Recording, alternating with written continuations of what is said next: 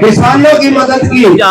उसके उपलक्ष्य में ये सभी खापे और सरपंच एसोसिएशन बरवाड़ा के द्वारा संत गुरु रामपाल जी भगवान को किसान रक्षक की उपाधि दी जाएगी। उसके उपलक्ष्य में आज जो ये प्रोग्राम करवाया गया है। थोड़ा आज मैं समय लूंगा, माफी चाहूंगा, गुरु जी के चरणों में भी माफी भेजना चाहता हूं मैं, और पूरे साथ संगत और जितने बुद्धिजीवी आए उनके बीच में भी माफी मांगना चाहूंगा। मैं थोड़ा 10 मिनट का समय ज्यादा लूंगा, क्योंकि थोड़ा हमने मेरा इतिहास भी बताना है, मेरे गांव का इतिहास भी बताना है। क्योंकि मेरी 9/24 से जो वीडियो वायरल हुई थी उसके ऊपर काफी कमेंट आए हैं। कमेंट का मेरे ऊपर कोई प्रभाव नहीं।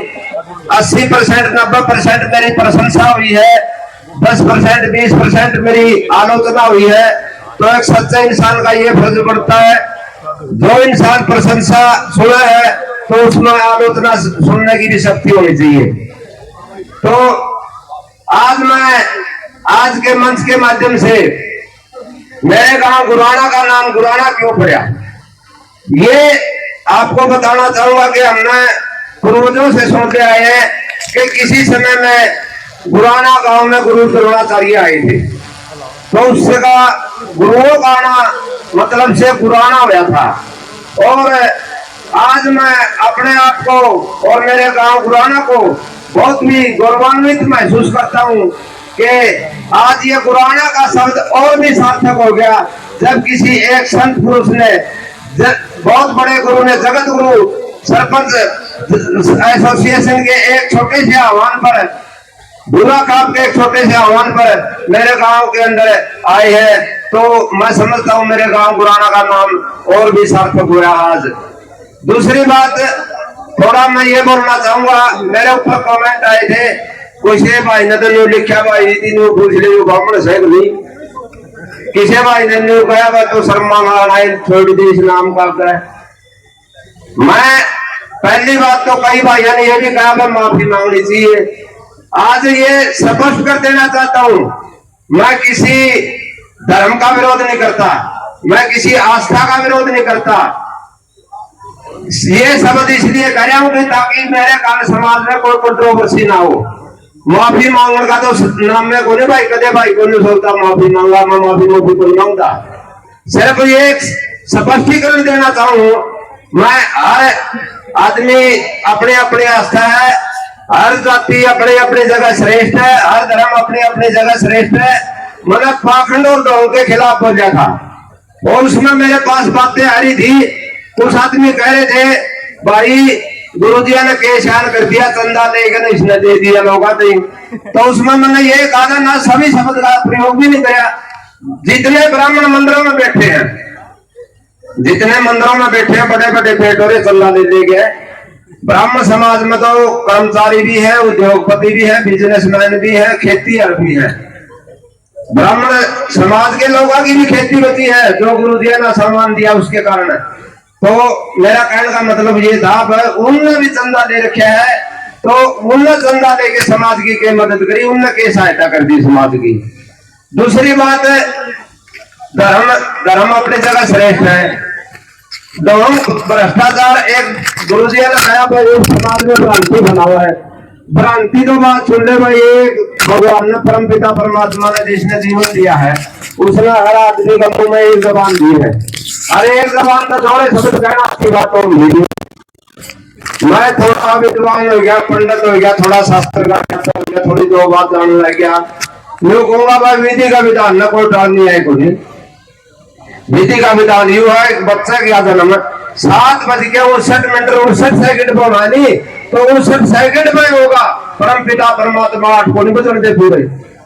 फिर वो पंडित है, अब वो था रेडी के लगा जो पता लोगों तेरा थोड़ा तो मूड़ान जाना था, मूड़ पैट दूंगा, फिर आ गई क्या बन जा रहा है। और विधि का विधान कर जाए भाई, भ्रांति में को नहीं बुलान दे।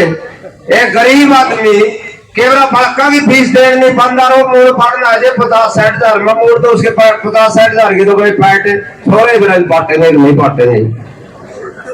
मेरा कहने का मतलब ये है भाई ढोंग और पाखंड उन चीजों के खिलाफ हूं मैं। हमें पुराना इतिहास पहले हमारा पुराना इतिहास में लोग कहते भाई हमें तो सुनते आए हैं, मैं कोई वेद शास्त्र का ज्ञाता नहीं, मात्र 10वीं पास हूँ। मैंने जीवन में जो अनुभव कराया है उस अनुभव के आधार पर मैं सारी बातें कहूँ। तो बोला एक टाइम ऐसा आया था, बोला देश में मुसलमानों ने राज कराया, वह क्या करते, एक राजा तो ऐसा आया सवा मर्द तोड़ी गए वो कराया करता, हिंदुआ ने मुसलमान बनाया करता। बस कोई संकट मौसम दरबार देवी आएगी बाबा आएगा, देवी आएगी बाबा आएगा। वह आज देवी बाबे एक आदमी का संकट काटना लग रहे, उस दिन हिंदू धर्म संकट में था। जो ये सनातन के कट्टरवादी है और जो हिंदू धर्म के जातिवाद के कट्टरवादी है, उनसे ये सवाल पूछना चाहूँ, उधर हिंदू धर्म है और सनातन धर्म है पर अत्याचार हो रहे थे, जनेऊ काट काट के मुसलमान बनाए जा रहे थे, उधर देवी बाबे कर जा रहे थे भाई। मैंने तो ये सवाल करूँ, ये भला करे थे।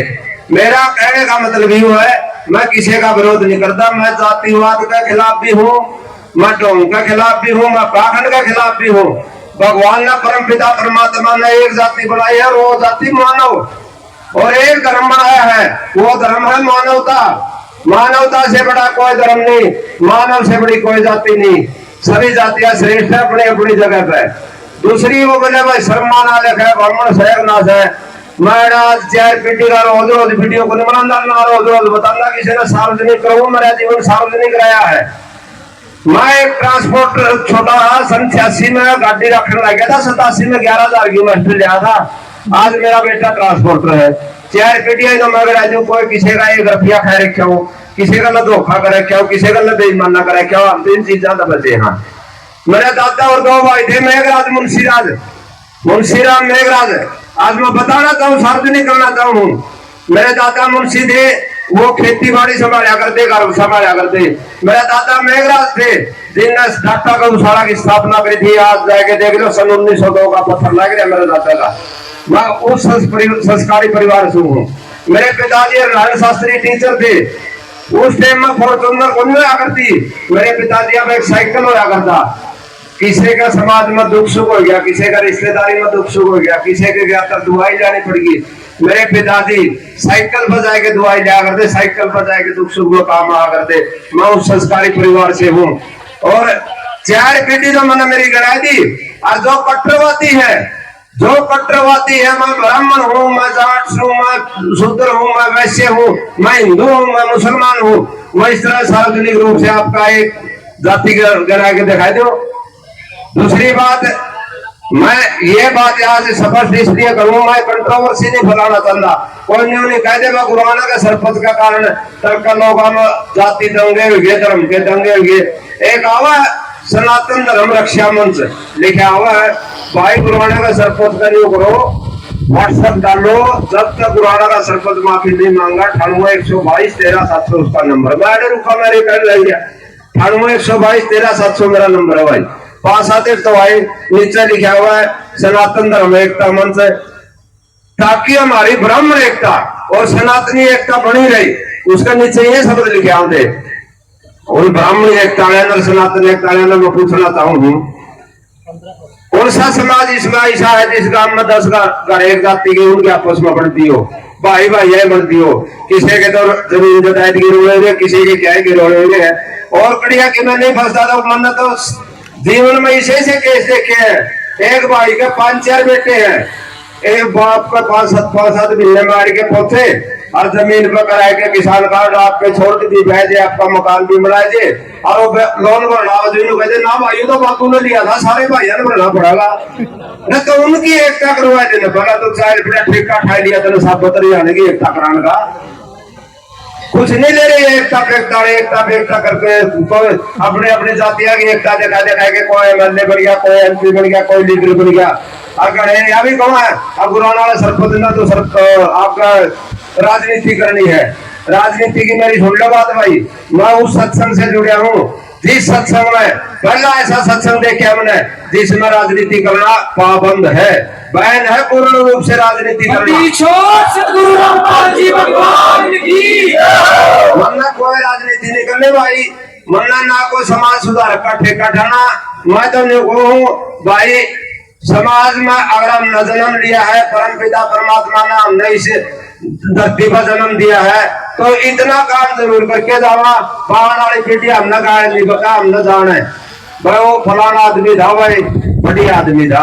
आका पाछा किसी ने कुछ देखा भाई, आड़े है सब कुछ, सरोग भी आड़े है, नरक भी आड़े है। मेरे रिश्तेदार अमेरिका में भी रहो हैं, मेरे रिश्तेदार न्यूजीलैंड में भी रहो, मेरे रिश्तेदार इंग्लैंड में भी रहो हैं। मेरी 5-5, 7-7 साल से उनका गला कोई बात नहीं, आज सच्चाई बताऊं मैं। इस वीडियो के बाद कम से कम आज 5वें-7वें दिन उनका मेरे तरफ फोन आ गए हैं। वही है कि मेरा मामा का पोता इंग्लैंड में है, लंदन से 40 मील दूर। दोनों मियाँ बीवी पीजीआई हॉस्पिटल में बढ़िया डॉक्टर थे, लेकिन वहां जाके सेट हो गए। चाचा जी बोले आपने बहुत बढ़िया कहा है, आज हमारा भारत देश क्यों पीछे रह गया? क्योंकि इस देश में जातिवाद कट्टर, धर्म संप्रदाय कट्टर, यहाँ 85 देशों में ईसाई धर्म है। कोई भी चर्च में नहीं जाना पाओगा आपने, बहुत बढ़िया साफ सफाई मिलेगी। और ओढ़ के है मंदिर में रुपये दिए दर्शन को नहीं होंगे। मैं खाटू जी भी गया, मैंने बाथरूम यूज करना पड़ गया, धर्मशाला में लड़ाई हुई, बाथरूम यूज कर दिया।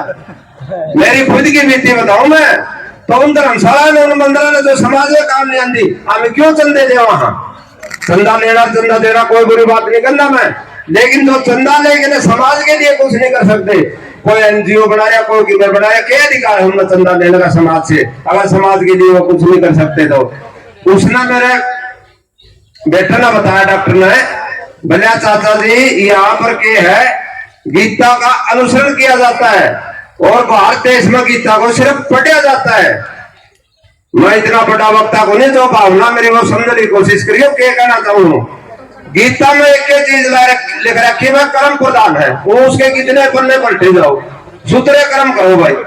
यहाँ लोग अपने कर्म से मतलब रखते हैं और हमारे सिर्फ गीता को पढ़ा जाता है। दूसरा कर्म था गया रामायण। रामायण में अच्छाई बुराई है, इसमें और कोई कितने पन्ने पलटे जाओ। रावण बहुत बड़ा विद्वान था और ब्राह्मण घर में जन्म था, लेकिन उसने बुरे कर्म करे, बुराई के कारण उसका आदमी पुतला फूक किया जाए। तो इन बातों का इन देशों में कोई मतलब नहीं है और हमारा देश इसीलिए पीछे रह गया। और किसी ने किसी तरह से हर जाति धर्म को, हर धार्मिक संगठन को हमारे देश में राजनीतिक संरक्षण प्राप्त हुआ है। तो आज गुराना में जो मैंने अपील करी थी आज से 2 महीने 3 महीने पहले, उस अपील का पूरे 300-400 गांव में गुरुजिया ने जो सहायता दी है, उसका मैं बहुत बहुत धन्यवाद करता हूँ, स्वागत करता हूँ। गुरुजियों के चरणों में सत नमन करता हूँ। और आज एक छोटी प्रार्थना गुरुजी के चरणों में और भेजू हूँ। मेरे गुरुआना एक आमद है, सुनने की बात है। देश में संविधान बना है, समय के अनुसार उस संविधान में भी बदलाव किया जाए। कुछ कानून करने पड़े, कुछ ढीले करने पड़े हैं। आज की मेरी गुरुजिया की अपील यह है, गुरुजिया से प्रार्थना करना में जो भेजू हूँ। एक तो जो हमारे अनुयायी हैं उनके लिए सामाजिक दुख सुख में, सामाजिक संस्कारों में शामिल होने के लिए कुछ नियमों का ढील दी जाए, जो समाज में भ्रांतियां फैल रही, ताकि वो भ्रांतियां दूर हो और ज्यादा से ज्यादा लोग हमारे सत्कर्मों में हमारे साथ जुड़ सके। वो उन सच्चाई को आश्रम के दायरे में रहते हुए, मैं ये नहीं कहता आश्रम के दायरे से बाहर जाओ। दूसरी बात, थोड़ा बहुत है राजनीतिक है, मैं ये नहीं कहता मतलब राजनीति करनी है, थोड़ा बहुत राजनीतिक संरक्षण भी आज के युग में होना जरूरी है। क्योंकि आज के समाज में राजनीतिक संरक्षण जिसको भी प्राप्त नहीं है, कोई भी धार्मिक संगठन हो, उसका बारे में अलूल जलूल बातें फैलाई गए हैं और वो समाज में चुप रह के उनमें सुनते रहे, उनका जवाब नहीं दे पाते। सुनी सुनाई बात है, आज से नहीं, युगों से चल रहा है। ढोंगी पाखंडियों को हमेशा से राजनीतिक संरक्षण प्राप्त है। सरकारों किसी की सरकारों में कोई पार्टी में नहीं गया।